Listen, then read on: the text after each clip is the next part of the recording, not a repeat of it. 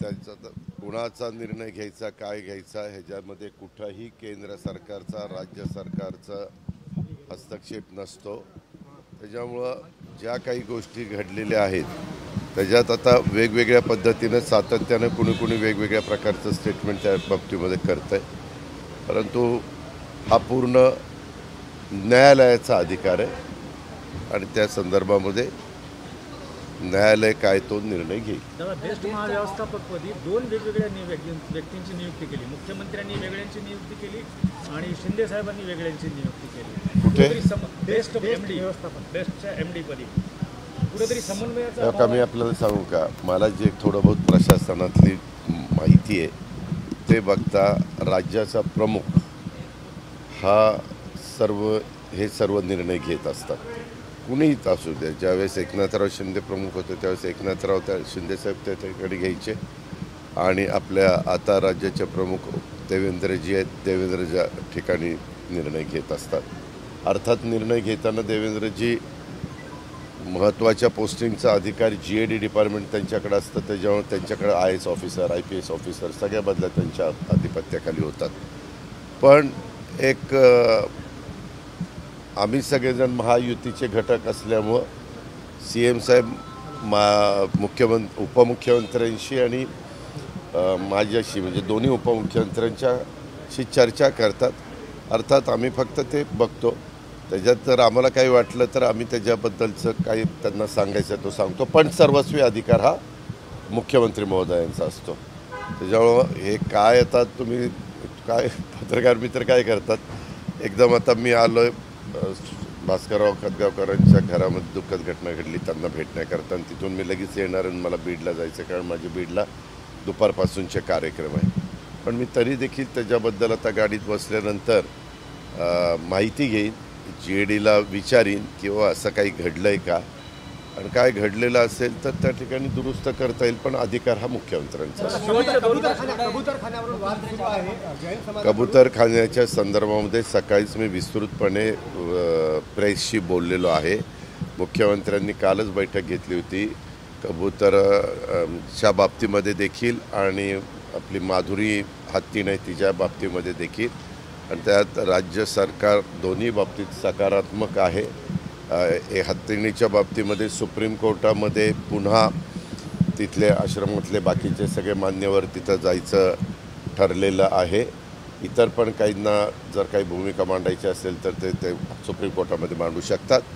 आणि आपल्या ह्याच्याबद्दल कबूतरखान्याच्या संदर्भामध्ये वर्षानुवर्ष पिढ्यानपिढ्या काही भागामध्ये कबूतरखाने आहेत, ही गोष्ट खरी आहे, परंतु त्याच्याबद्दल हायकोर्टाने एकीकडे निर्णय दिलेला नाही, एकीकडे सुप्रीम कोर्टाने दिलेला आहे।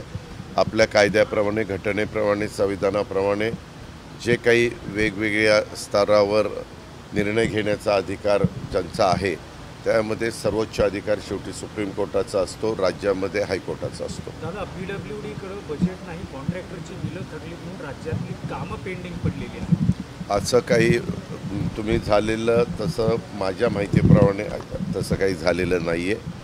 आजच माझ्या माहितीप्रमाणे मोठी रक्कम PWD डिपार्टमेंटला वेगवेगळ्या बिलांच्या बाबतीमध्ये दिली गेलेली आहे। ही सततची चालणारी एक प्रक्रिया असते। दर 3 महिन्यांनी 2 महिन्यांनी जसं अर्थसंकल्प आपण मार्चमध्ये सादर करतो आणि 1 एप्रिलपासून नवीन आर्थिक वर्ष सुरू होतं, एप्रिल मे जून मग तेव्हापासून बिलं द्यायला सुरुवात होतं। अनेक सॅलरी असते, पेन्शन असतं, इतर वेगवेगळ्या प्रकारची कामं असतात, त्या सगळ्याची बिलं दिली त्या ठिकाणी जातात आणि मोठ्या प्रमाणावर माझ्या माहितीप्रमाणे जवळपास 4000 कोटीपेक्षा जास्तीच्या रकमा वित्त विभागाने सोडलेले आहेत। एकट्या नांदेडचं 3000 कोटी पेंडिंग, मी सांगितलं ना आत्ता 4000 कोटीच्या पेक्षा जास्तीच्या रकमा सोडलेल्या आहेत आणि ही सततची प्रक्रिया आहे। जसं डिमांड येत असते तशा पद्धतीनं PWDकडनं आलेली डिमांड वित्त विभाग तपासून घेतो आणि पैसे रिलीज करतो। मद्य धोरण आता अडकले, नवीन जे मद्य धोरण कुठलं जे 150 mlच्या दारूज आणि वायनरीजला वाईन शॉपचे लायसन्स देण्याचा जो निर्णय तो आता कुठपर्यंत आहे? नाही तुम्हाला हा निर्णय झाला झालेला आहे असं कोणी तुम्हाला सांगितलं? तुम्हीच टी व्हीला बातम्या देताय की असं काहीतरी चाललं आहे, असं काहीतरी चाललं आहे. ज्यावेळेस निर्णय त्या संदर्भामध्ये दारूच्या दर वाढवण्याच्याबद्दलचा निर्णय झाला, तो कॅबिनेटने घेतला, तो आम्ही जाहीर केला. तेव्हापासून दर वेगवेगळे वाढलेले आहेत, ते किती टक्के वाढलेले आहेत हे सगळं आपल्याला माहिती आहे. अशी कुठल्याबद्दलची चर्चा नाही. तुम्हीच काहींनी तर सोशल मीडियावर कुणाकुणावर टीका टिप्पणी करायला पण सुरुवात केली, वेगवेगळ्या लोकांची त्याच्यामध्ये नावं पण घ्यायला सुरुवात केली. असं काही अजून तरी झालेलं नाही आहे.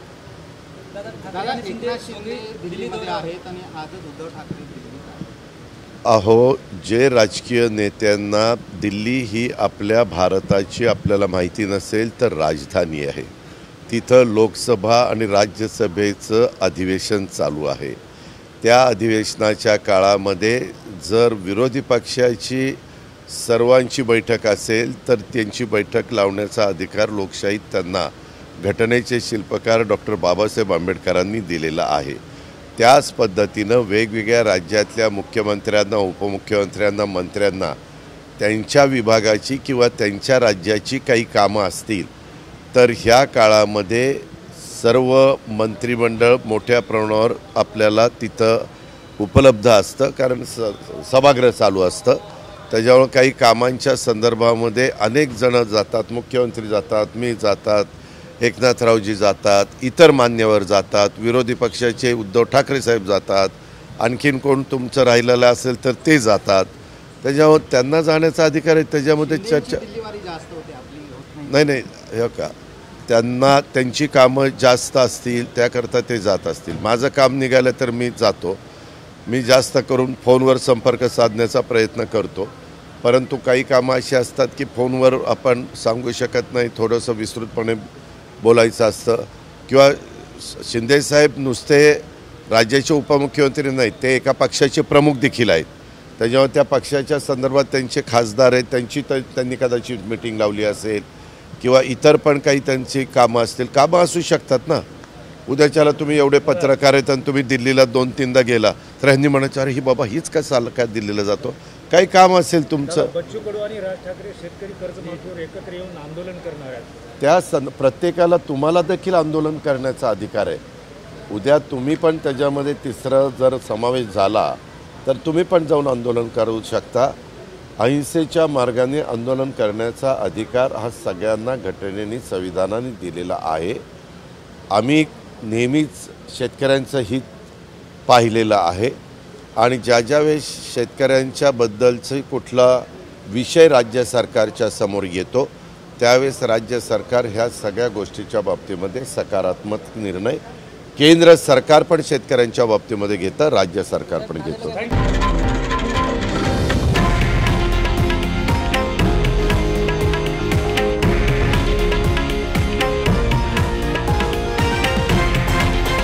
हे आहे देशातील नंबर 1 न्यूज नेटवर्क आणि आपण पाहत आहात TV9 मराठी, एकमेव.